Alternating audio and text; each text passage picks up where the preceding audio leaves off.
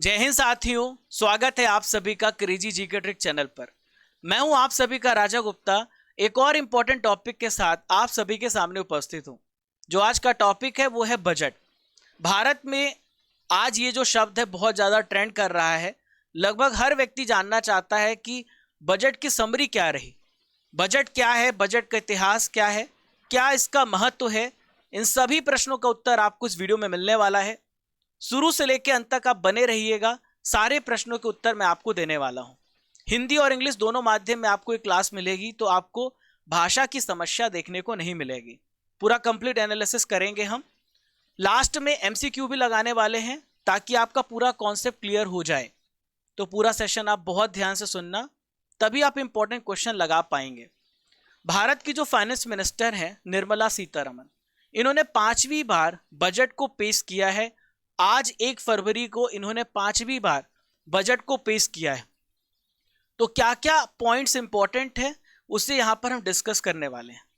सबसे पहले हम ये जानेंगे कि बजट होता क्या है। तो सिंपल भाषा में कहें तो बजट एक प्रकार का लेखा जोखा होता है, यानी आने वाले साल में हम कितनी कमाई करने वाले हैं और कितना खर्च करने वाले हैं। इन सभी की प्लानिंग, इन सभी की योजना बजट कहलाती है। एक प्रश्न पूछा जाता है कि हमारे संविधान के किस आर्टिकल में बजट शब्द का इस्तेमाल किया गया है।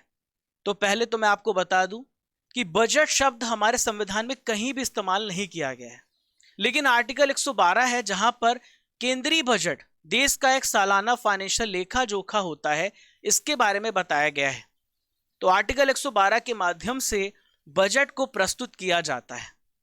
आपने अपने घरों में भी देखा होगा कि छोटे मोटे बजट तो आप भी बनाते रहते हैं। यदि आपका बजट डिस्टर्ब हो जाए तो आपका घर का आपकी जो घर की प्रोसेस है, रनिंग प्रोसेस है, जो इकोनॉमी है, वो पूरी बेकार हो जाती है। उसी प्रकार से देश की अर्थव्यवस्था को चलाने के लिए बजट सही तरीके से प्रिपेयर्ड होना चाहिए, जो भारत के सभी व्यक्तियों के लिए इंपॉर्टेंट हो सकता है। दोस्तों, बजट जो होता है ये कई स्रोतों से आने वाले पैसे और तरह तरह के डायमेंशन में जो खर्च किए जाना है उन सब की प्लानिंग इसमें पेश की जाती है। इसके साथ ये भी तय किया जाता है कि अगले साल जो हमारी गवर्नमेंट है वो टैक्स की रेट क्या रखेगी। ये सब कुछ बजट में लिखा होता है। बहुत सारे प्रश्न ऐसे पूछ लिए जाते हैं कि बजट शब्द की उत्पत्ति कहां से हुई है। तो जो बजट है इस शब्द की उत्पत्ति हुई फ्रेंच भाषा से। फ्रेंच भाषा का एक लैटिन वर्ड है जिसका बुल्गा जो है, ये फ्रेंच भाषा का शब्द है। इसका मतलब होता है चमड़े का थैला, और बुल्गा से फ्रांसीसी शब्द बोगेट की उत्पत्ति हुई है। इसके बाद अंग्रेजी शब्द बोगेट अस्तित्व में आया है, इसी से बजट शब्द बना है।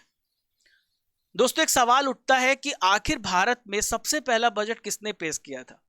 स्वतंत्रता से पहले भारत में अंग्रेजों का शासन था। 7 अप्रैल 1860 की बात है जब देश का सबसे पहला बजट पेश किया गया। उस समय ब्रिटिश सरकार के फाइनेंस मिनिस्टर थे, इनका नाम है जेम्स विल्सन। इन्होंने बजट को पेश किया था। और भी हिस्ट्री को हम जानेंगे, आप बस बने रहिए शुरू से लेकर आखिरी तक। देखिए दोस्तों, जो बजट है ये किस महीने पेश किया जाता है, तो फरवरी महीने में पेश किया जाता है, ये तो आपको पता है। लेकिन पहले ऐसी परंपरा थी कि फरवरी के अंतिम जो वर्किंग डेज होता था उसमें शाम 5 बजे पेश किया जाता था। और ये 1924 से लेके 1999 तक ये जो परंपरा है चली आ रही थी। ये जो प्रथा है बेसिल ब्लैकेट 1924 में इन्होंने शुरू किया था, तब से चली आ रही थी। हालांकि 2000 में चेंज आया। 2000 में पहली बार यशवंत सिन्हा ने जो बजट है सुबह 11 बजे इन्होंने पेश किया। तब से लेके आज तक जो बजट है हर साल 11 बजे पेश होता है, और ईयर में भी बदलाव आया और महीने में भी बदलाव आया। सब कुछ यहां पर हम डिस्कस करेंगे। एक और प्रश्न, जो स्वतंत्र भारत का पहला बजट था उसे किसने पेश किया था। तो कंट्री का आफ्टर इंडिपेंडेंस सबसे पहला जो बजट था आर.के. षणमुखम चेट्टी ने 26 नवंबर 1947 को पेश किया था। जब भारत रिपब्लिक बना, रिपब्लिक का मतलब है जब हमारा संविधान बना 26 जनवरी 1950 को, उसके अगले महीने यानी 28 फरवरी 1950 की बात करेंगे। तो जो जॉन मथाई थे इन्होंने बजट को पेश किया था और इसी बजट में प्लानिंग कमीशन की स्थापना का वर्णन भी किया गया है। हालांकि अब प्लानिंग कमीशन की जगह नीति आयोग बनाया गया है। 1 जनवरी 2015 को प्लानिंग कमीशन अब नीति आयोग बना दिया गया है। एक और प्रश्न दोस्तों जिसका उत्तर आप जान लें, क्योंकि एग्जाम में ये जो क्वेश्चन है पूछा जा सकता है, तो ध्यान रखिएगा। सीडी देशमुख भारत के फाइनेंस मिनिस्टर होने के साथ साथ रिजर्व बैंक के पहले भारतीय गवर्नर थे। इन्होंने 1951-52 में अंतरिम बजट को पेश किया था। 1955-56 में एक और इंपॉर्टेंट कंस्ट्रक्शन हुआ, जो बजट है वो हिंदी में तैयार किया जाने लगा। दोस्तों, भारत के जो सबसे पहले प्राइम मिनिस्टर हैं वो हैं पंडित जवाहरलाल नेहरू जी। तो भारत के पहले ऐसे प्रधानमंत्री थे जिन्होंने प्रधानमंत्री होने के साथ साथ वित्त मंत्री का भी काम किया है। उस समय ये वित्त मंत्रालय को संभाल रहे थे। तो ये ऐसे पहले प्रधानमंत्री हैं जिन्होंने बजट को पेश किया था 1958-59 में। फिर यही काम जो है भारत की पहली महिला इंदिरा गांधी, जो कि प्रधानमंत्री भी थी और वित्त मंत्री थी, दोनों पद को संभालते हुए देश की पहली इकलौती महिला ये रही। तो दोस्तों, देश की पहली महिला जो प्रधानमंत्री के साथ साथ वित्त मंत्री भी बनी रही, इंदिरा गांधी ने बजट को पेश किया था। हालांकि इसके बाद निर्मला सीतारमण जो हैं भारत की पहली महिला वित्त मंत्री हैं जिन्होंने बजट पेश किया है। इन सभी पॉइंट्स को आप याद रखिएगा, सारे आपके बेसिक्स क्लियर हो जाएंगे। दोस्तों, बजट में अब तक जो बदलाव हुए हैं उसे यहां पर हम चर्चा कर रहे हैं। दोस्तों, 2016 तक क्या होता था, पहले परंपरा थी कि फरवरी के आखिरी दिन बजट को पेश किया जाता था, लेकिन 2017 में चेंज किया गया। 2017 में 1 फरवरी को बजट जो है पेश होने लगा और 2017 से अब तक हर साल 1 फरवरी को बजट पेश किया जाता है सुबह 11 बजे। 2016 में एक चेंज और आया। हम बजट के इतिहास को पढ़ रहे हैं तो 2016 में चेंज क्या आया दोस्तों, जो रेल बजट था वो अलग से पेश किया जाता था 2016 से पहले, और 2017 में रेल बजट को आम बजट के साथ मिला दिया गया। तो जब आपको मैं अभी बजट पढ़ाऊंगा तो रेल बजट और आम बजट दोनों एक साथ पढ़ाने वाला हूं। साथियों, जो बजट था पहले क्या होता था, ब्रीफकेस में लाया जाता था। 2018 तक की बात है जब वित्त मंत्री किसी भी दस्तावेज को ब्रीफकेस में लाते थे। लेकिन 2019 में क्या हुआ, वित्त मंत्री निर्मला सीतारमण ने एक फाइल में बजट को लेकर के आई थी और इस फाइल पर राष्ट्रीय प्रतीक था, इसे बही खाता कहा गया था। और 2020 में बहुत बड़ा चेंज आया। अब आज तो पूरा डिजिटल युग है, टैबलेट के माध्यम से, एक टैबलेट से बजट भाषण पढ़ा जाने लगा। आज भी 1 फरवरी को भी इन्होंने जो भाषण है वो किससे पढ़ा है, टैबलेट के माध्यम से भाषण पढ़ा और भारत का बजट जो है पेश किया है। एक इनके पास एक रिकॉर्ड भी है साथियों। यदि आपसे पूछा जाए कि सबसे लंबे समय तक भाषण का रिकॉर्ड किसके पास है, बजट के भाषण का रिकॉर्ड, तो वित्त मंत्री निर्मला सीतारमण जी के पास है। 2 घंटे 42 मिनट लंबा भाषण दिया था 2020-21 में। और देश का सबसे छोटा बजट किसने पेश किया है, तो वित्त मंत्री हीरू भाई मूलजी भाई पटेल ने। 800 शब्दों का इनका बजट था 1977 में। और सबसे ज्यादा बजट किसने पेश किया है, तो प्रधानमंत्री मोरारजी देसाई के द्वारा सबसे ज्यादा इन्होंने बजट पेश किया। रिकॉर्ड 10 बार इन्होंने बजट को पेश किया था। तो सारे इंपॉर्टेंट पॉइंट्स मैंने आपको समझा दिए हैं। अब दोस्तों, हम यहां पर अगला प्रश्न जानने वाले हैं, आखिर बजट को तैयार कैसे किया जाता है। दोस्तों, बजट की तैयारी 1 दिन की नहीं होती, बजट की तैयारी 1 हफ्ते की नहीं होती, 1 महीने की नहीं होती है। मतलब आप ये समझ लीजिए, अगर 1 फरवरी को बजट पेश हुआ है तो पिछले 6 महीने, लास्ट के 6 मंथ्स में इसकी तैयारी शुरू हो जाती है। लगभग अगस्त सितंबर महीने में इसकी तैयारी स्टार्ट हो जाती है। भारत का जो केंद्रीय बजट है इसमें कई विभागों के द्वारा विचार विमर्श किया जाता है। इसमें वित्त मंत्रालय, नीति आयोग और सरकार के कई मंत्रालय इसमें शामिल रहते हैं। वित्त मंत्रालय जो है खर्च के आधार पर गाइडलाइन जारी करता है और सभी जितने भी भारत के डिफरेंट मिनिस्ट्री हैं उनसे पूछता है कि आपको कितना फंड चाहिए। हर मिनिस्ट्री, हर डिपार्टमेंट फंड मांग करती है, फंड रेस करती है। इसके बाद वित्त मंत्रालय में आर्थिक मामलों का एक विभाग है, इसे कहते हैं बजट डिवीजन। तो इसे बजट डिवीजन के द्वारा तैयार किया जाता है। 1950 तक ऐसा होता था कि जो बजट है वो राष्ट्रपति भवन में प्रिंट किया जाता था, जबकि इसके बाद से चेंज ये आया कि प्रिंटिंग जो है मिंटो रोड न्यू दिल्ली में शिफ्ट कर दिया गया। अब कुछ महत्वपूर्ण पॉइंट जो आपको जानना चाहिए, भारत की प्रेजेंट में फाइनेंस मिनिस्टर निर्मला सीतारमन है।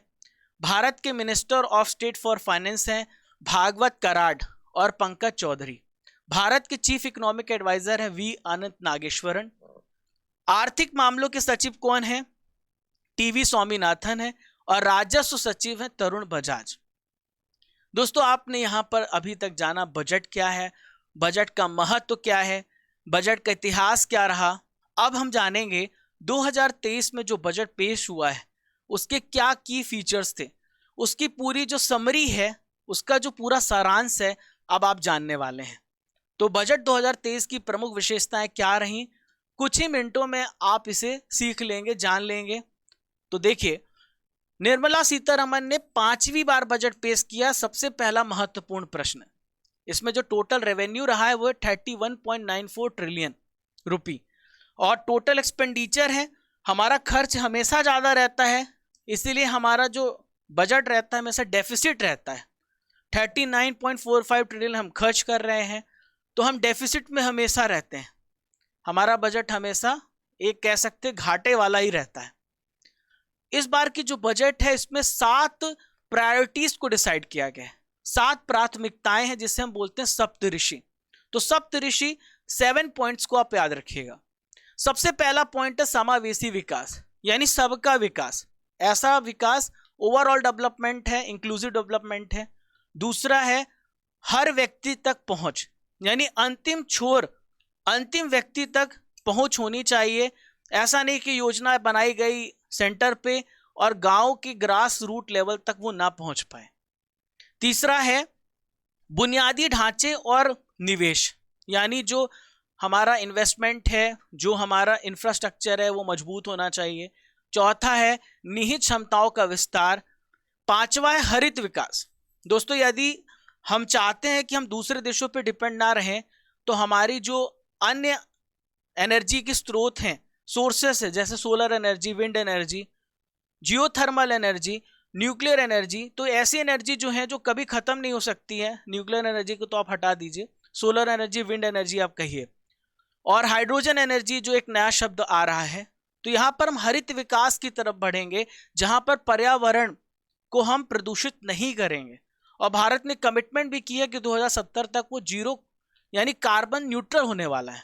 छठवां युवा शक्ति। दोस्तों, पूरी दुनिया में यदि सबसे यंगेस्ट पॉपुलेशन देखी जाए तो भारत की है। अगर भारत का हर युवा मिल करके काम करे तो हमारा देश कहाँ जा सकता है, बहुत पोटेंशियल है। तो युवा शक्ति पर फोकस किया गया है और वित्तीय क्षेत्र पर फोकस किया गया है।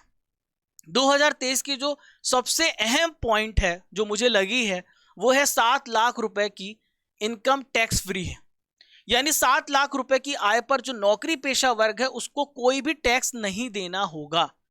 ये सबसे इंपॉर्टेंट पॉइंट है। अब यहां पर हम एक और इंपॉर्टेंट पॉइंट जानेंगे कि कौन कौन सी चीजें सस्ती हुई हैं और कौन कौन सी चीजें महंगी हुई हैं। तो देखिए, इलेक्ट्रिक वाहन सस्ते हुए हैं, साइकिल, ऑटोमोबाइल, मोबाइल सस्ते हुए हैं, कैमरा लेंस सस्ता होगा, एलईडी टीवी सस्ती होगी, ऑनलाइन गेम सस्ते होंगे। इसके अलावा ब्लेंडेड सीएनजी जो है जीएसटी से बाहर होगी, इसकी कीमत भी घट जाएगी। बायोगैस से जुड़ी हुई जितनी भी चीजें हैं वो भी सस्ती होंगी। क्या महंगी होंगी? चिमनी महंगी होगी, सिगरेट महंगी होगी, सोना, चांदी, प्लेटिनम, ये सब महंगा होगा। और विदेश से आने वाली जो चांदी है वो भी क्या होगी? महंगी होगी। इसके अलावा जो अगला पॉइंट है 2023 का वो ये है, युवाओं को 3 साल तक का भत्ता दिया जाएगा। दोस्तों, एक स्कीम चलाई जा रही है, इसका नाम है pan India national apprenticeship scheme. तो इसके तहत 47 लाख जो यूथ है उनके लिए ये स्कीम स्टार्ट की गई है। इसके तहत 3 साल तक का इन्हें भत्ता दिया जाएगा। स्कूलों में 38,800 नौकरियां डेवलप की जाएंगी। अगले 3 साल में 740 एकलव्य मॉडल स्कूलों के लिए 38,800 शिक्षक और स्टाफ जो है तैनात किए जाएंगे। ये जो एकलव्य स्कूल है ये आदिवासी छात्रों के लिए विशेषकर बनाया गया है। 157 नए नर्सिंग कॉलेज खोले जाएंगे। दोस्तों 2014 से अब तक 157 मेडिकल कॉलेज खोले गए हैं, उसके साथ साथ 157 नर्सिंग कॉलेज खोले जाएंगे। महिलाओं की बचत पर ज़्यादा ब्याज भी मिलने वाला है, तो यहाँ पर महिलाओं के लिए खुशी की बात है।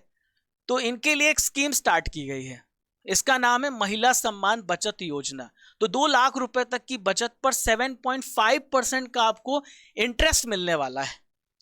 दोस्तों यहाँ पर जो हमारे सीनियर सिटीजन हैं, यानी जो बुजुर्ग लोग हैं, उनके लिए भी बहुत अच्छा बेहतर यहाँ पर देखने को मिला है पॉइंट। वो ये है कि सीनियर सिटीजन की जो सेविंग स्कीम है उनकी ब्याज दर बढ़ा दी गई है, यानी 7 से 8% उन्हें ब्याज मिलेगा। लेकिन एक कंडीशन और है, उसमें इन्वेस्टमेंट भी बढ़ा दी गई है। इस स्कीम का जो निवेश है पहले 15 लाख रुपए था, उसे 30 लाख रुपए कर दिया गया है।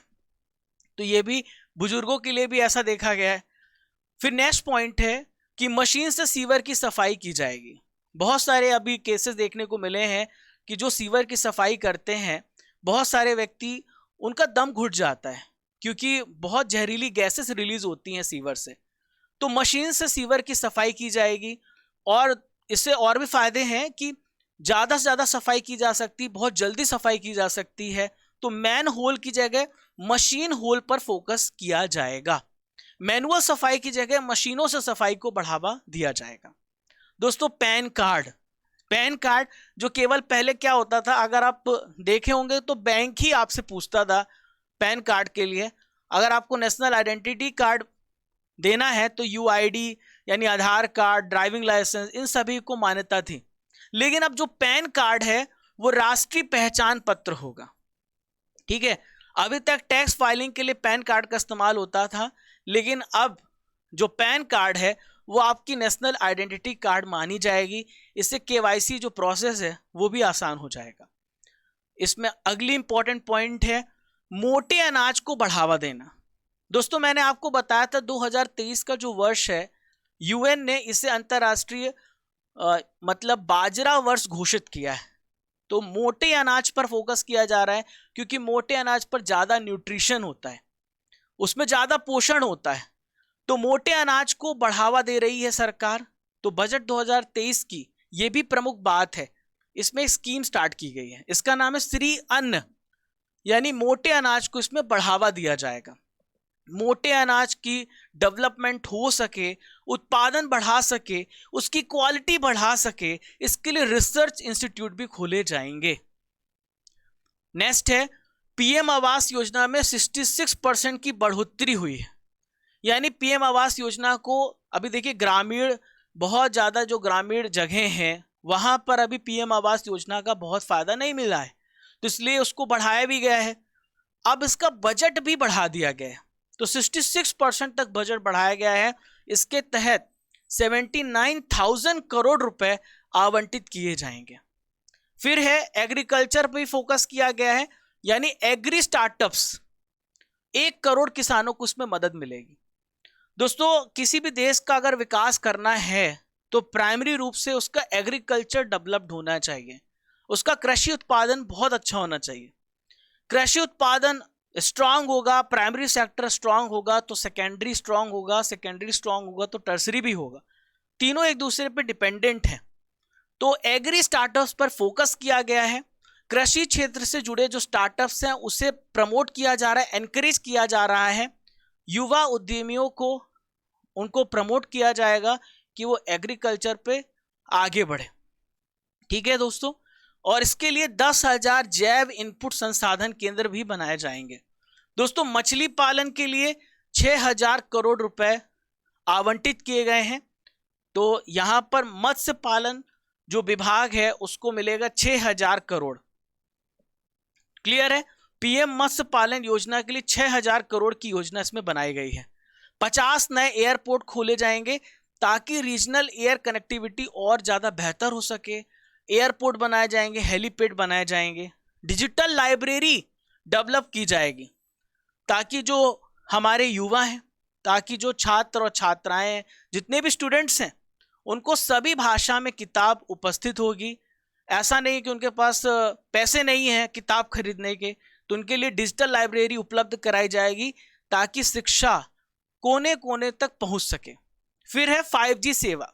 तो 5G सेवाओं के लिए यहाँ पे 100 लैब डेवलप किए जा रहे हैं, 100 लैब बनाने का ऐलान किया गया है। और सबसे इंपॉर्टेंट पॉइंट जो आपको याद रखना है, रेलवे को 2.4 लाख करोड़ रुपए मिले हैं। कितने? 2.4 लाख करोड़ रुपए आवंटित किए गए हैं। नई ट्रेनें चलाई जाएंगी, ये बात कही गई है, ये इंपॉर्टेंट है। इसके अलावा बजट 2023 के इंपॉर्टेंट पॉइंट है, जेल में जो बंद गरीब हैं उनको जमानत के लिए मदद प्रदान की जाएगी भारत सरकार के द्वारा। जो गरीब व्यक्ति हैं वो वकील मुहैया नहीं करा सकते हैं, उनकी कोई जमानत नहीं करा सकता, इतना पैसे ही नहीं उनके पास, तो उन पर जो भी जुर्माना लगाया गया है तो रकम अदा करने के लिए सरकार इसमें मदद प्रदान करेगी। जमानत का खर्चा सरकार उठाएगी। दोस्तों, बायोगैस बहुत इंपॉर्टेंट है, क्योंकि मैंने आपको बताया कि आने वाला जो एनर्जी सोर्सेस है वो हमें डिपेंड होना पड़ेगा रिन्यूएबल एनर्जी सोर्सेस पे, जो कि प्रदूषण नहीं फैलाते हैं। तो 200 कंप्रेस्ड बायोगैस प्लांट यहां पर बनाए जाएंगे।